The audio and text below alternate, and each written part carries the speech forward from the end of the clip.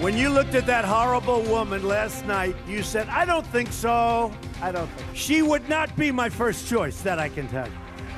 Man. You don't know. That would not be my first choice. Donald Trump saying that at least one of the women coming out against him isn't attractive enough for him to have groped on an airplane. 9 women have now accused the Republican nominee of unwanted touching or kissing. Since a leaked tape revealed him talking about grabbing women, are more to come? Does it matter to voters? Joining me now, Paul Begala, CNN commentator and senior advisor to a pro-Clinton super PAC, Republican Congresswoman Renee Elmers of North Carolina, Alice Stewart, CNN political commentator and former communications director for Senator Ted Cruz, and Bakari Sellers, CNN political commentator and Hillary Clinton supporter. Let me start with you, Congresswoman. Donald, I guess the point of saying that these women are not telling the truth and these charges are false is one thing. Saying, look at her, there's no way I would ever grope someone that looked like that. I mean, I'm guessing that that's not what you would recommend to him.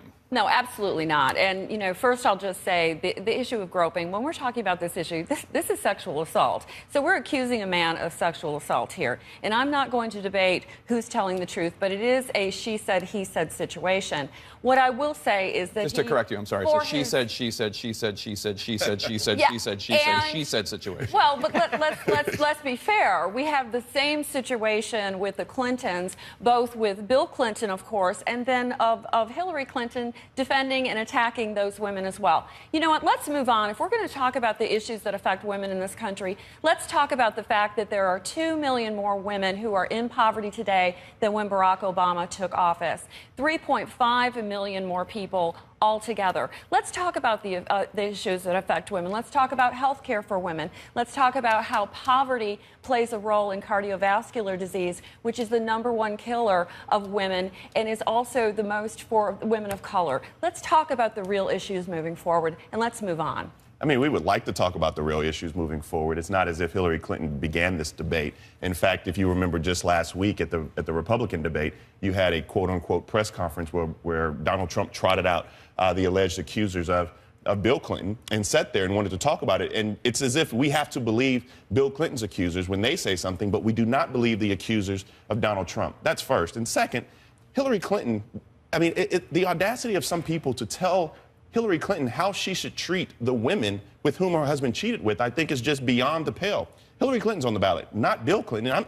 We will have a discussion, and Democrats will have a discussion with you all day long about women's rights, about reproductive rights. Let's get there. But it's really hard to get there when we're having this discussion that Donald Trump keeps digging the hole for. I think it's also important to, as you say, Bill Clinton is not on the ballot. And even as a Republican, it's difficult to grasp the reality of the fact we have the Access Hollywood tape where Trump is bragging about doing despicable things to women, and then followed by what I view as credible, living, breathing examples of exactly what he's talking about. So it's difficult to accept his denials in that, and it's just not defensible. If I were advising him, I would say, look, get off of this topic. This is not a winning topic. Go back to what helped you win the Republican nomination. Talk about your plans, which he has a good plan for jobs and the economy. Talk about those issues and drive that, and don't continue to talk about this other topic. That's not a winning issue for either one of them. You're still going to vote for Donald Trump. You're still planning on voting for Donald Trump. I'm a Republican. I'm going to support the Republicans. So, and it looks as though let's just show this tape. I mean this graphic in this new poll. Do Trump's comments on this tape make you more or less likely to vote for him? No difference. 63%, less likely 35%.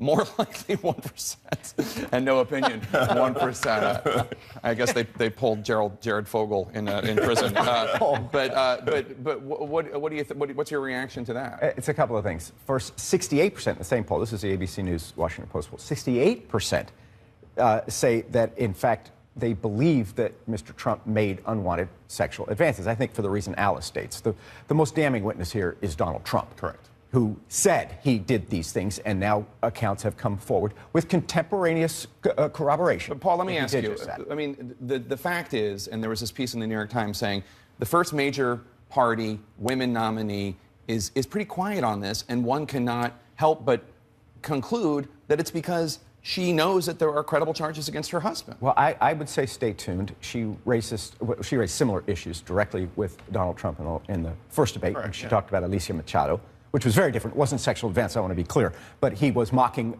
beauty queens weight, which a lot of people found really offensive. So she did raise it in the first debate. I expect you'll probably see some of this in the third debate. But the truth is, you know, Napoleon said never interrupt your opponent when he's destroying himself. And so, first, I wouldn't want her to, I don't advise her, you know I advise the super PAC. I wouldn't want her to jump in the middle of this because that gives partisans on the Republican side who are falling off a place to hang on if Hillary's in the story. What about Bill? Right. And there's no better advocate for Hillary on these issues than Michelle Obama. I think 100 years from now, I think Hillary will win, and that'll be a big deal in the history books, the first woman president.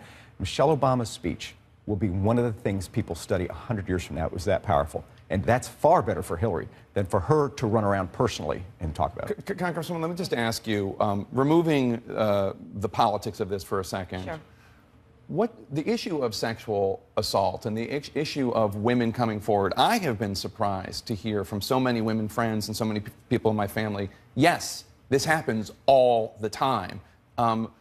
Not as a commentator, but just as a human being. Don't you think this is a moment for our country? As a woman, as a mother, I will tell you, and as a nurse, that over 60% of sexual assaults go unreported. So that gets back to the issue here. Why now? I understand if these things happen. You're questioning the timing of when they're coming out? I'm not questioning what these women are saying, but I do believe that we have due process in this country. And 3 weeks before an election, how can this man defend himself? So let's not pretend. But you also said another comment that I found was interesting. You said women in this country, their bodies and their reproductive rights. That is right out of the Democratic playbook. We as women care about every issue. It is not just about our bodies. It is not just about I will